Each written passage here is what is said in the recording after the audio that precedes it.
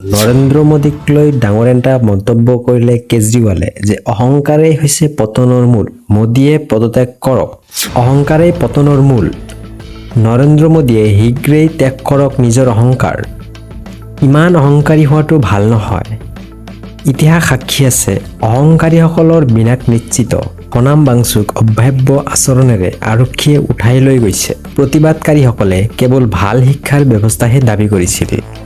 Paper leak ৰোধ কৰিব লাগে নে আন্দোলন বন্ধ কৰিব লাগে বিজেপিয়ে?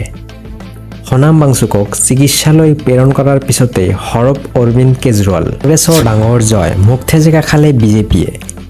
বিজেপিৰ বিৰুদ্ধে বৃহৎ জয় সাব্যস্ত কৰিলে কংগ্ৰেছে। বিজেপি প্ৰাৰ্থীৰ জয় বাতিল কৰিলে ন্যায়ালয়ে। বিজেপিৰ জয় বাতিল কৰাৰ পিছতে নিশ্চিত হ'ল কংগ্ৰেছৰ জয়।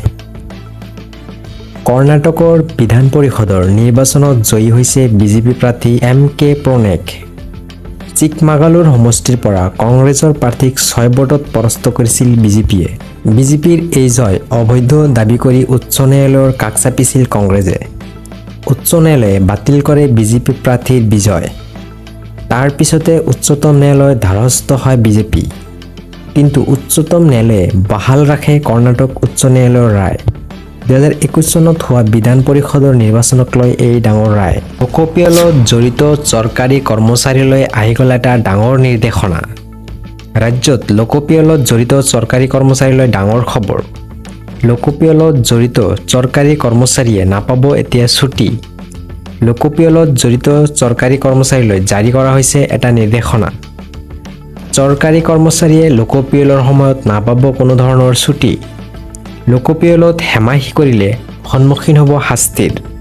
লোকপিয়লৰ কামত তথ্য জালিয়াতি কৰিলেও সন্মুখীন হ'ব শাস্তি। আপত্তিজনক প্ৰশ্ন কৰিলেও শাস্তিৰ সন্মুখীন হ'ব কৰ্মচাৰী। 3 বছৰ পৰ্যন্ত কাৰাবাস, 1000 টকাৰ জৰিমনাৰ সন্মুখীন হ'ব তেনে কৰ্মচাৰীৰ। ৰাজ্যৰ লোকপিয়লত জড়িত চৰকাৰী কৰ্মচাৰীলৈ ডাঙৰ খবৰ।